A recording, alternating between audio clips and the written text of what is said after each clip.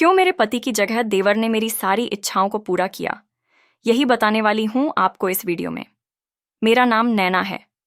मैं 27 साल की जवान और खूबसूरत और शादीशुदा महिला हूं। मैं इतनी खूबसूरत हूं कि मेरे देवर भी मेरे पीछे पागल रहते हैं।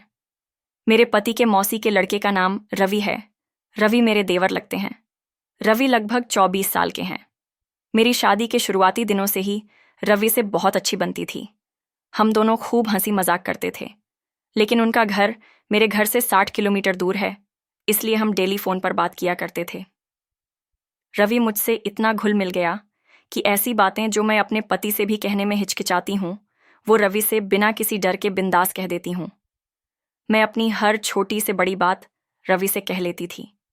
उसके साथ सब कुछ करना मुझे बहुत पसंद है। मेरे घर में मैं, मेरी सास और मेरे पति रहते थे। मेरे ससुर का एक गंभीर बीमारी के कारण देहांत हो गया था, इसलिए अब घर में हम 3 लोग ही थे। हमारे अभी बच्चे नहीं थे क्योंकि मैं इतनी जल्दी बच्चे नहीं चाहती थी। मेरे पति किसानी करते थे।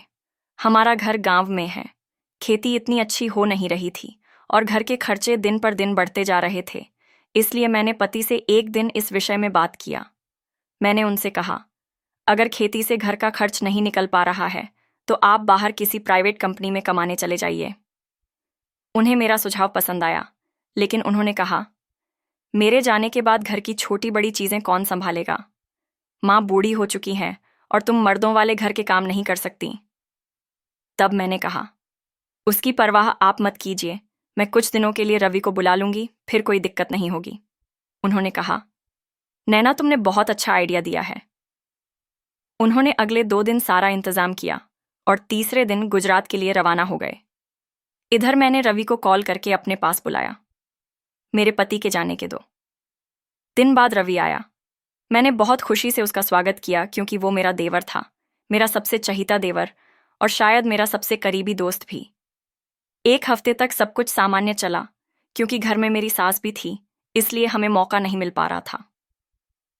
एक दिन मेरी सास की बहन हमारे घर आई। वो एक दिन घर पे रही और अगले दिन जाने की बात करने लगी, लेकिन बातों ही बातों में उन्होंने कुछ दिनों के लिए मेरी सास को भी अपने साथ ले जाने को कहा। मैंने भी उनकी साइड लेते हुए अपनी सास से कहा, माँ जी चली जाइए कुछ दिनों के लिए, थोड़ा अलग वातावरण मिलेगा तो अच्छा लगेगा आपको। फिर मेरी सास जाने के लिए मान गई और वो लोग भी चले गए। अब घर में सिर्फ मैं और रवि ही बचे। उस दिन हम दोनों ने टीवी को फुल वॉल्यूम करके गाने सुने और खूब मस्ती की।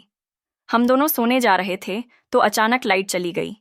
उस दिन गर्मी बहुत थी तो हम कुछ देर के लिए छत पर जाकर लाइट का इंतजार करने लगे। छत पर चटाई पे बैठकर हम दोनों बातें कर रहे थे। मैंने रवि से उसको गर्लफ्रेंड के बारे में पूछा तो उसने कहा, भाभी ये गर्लफ्रेंड थी लेकिन उसकी नीयत ठीक नहीं थी तो ब्रेकअप कर लिया।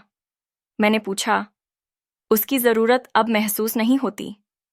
तो उसने कहा, बहुत होती है लेकिन मेरे हाथ में क्या है। तब मैंने कहा, अगर तुम चाहो तो वो ज़रूरत मैं पूरी कर सकती हूँ, क्योंकि 1 महीने हो गए मेरे पति को गए हुए और अब मुझसे रहा नहीं जा रहा, तो क्यों ना एक दूसरे की मदद की जाए। रवि धीरे से मुस्कुराया। उसकी मुस्कान में जो इशारा था वो साफ बता रहा था कि वो राजी है। तभी लाइट आ गई। मैं उसको अपने कमरे में ले गई, फिर पहले दरवाज़ा बंद किया और फिर कमरे की लाइट बंद की। इसके बाद जो जो हुआ दोस्तों, बहुत मज़ा आया। अगर आप डिटेल में सुनना चाहते कि हमने कैसे क्या क्या किया तो कमेंट में पार्ट 2 लिख दीजिए, जिसके बाद आगे जो हुआ वह मैं आपको आने वाली वीडियो में पूरे विस्तार से बताऊंगी। तो आने वाली वीडियो देखने के लिए इस वीडियो को लाइक करके इस वायरल भाभी चैनल को सब्सक्राइब कर लीजिए। मैं फिर मिलूंगी अगली वीडियो में।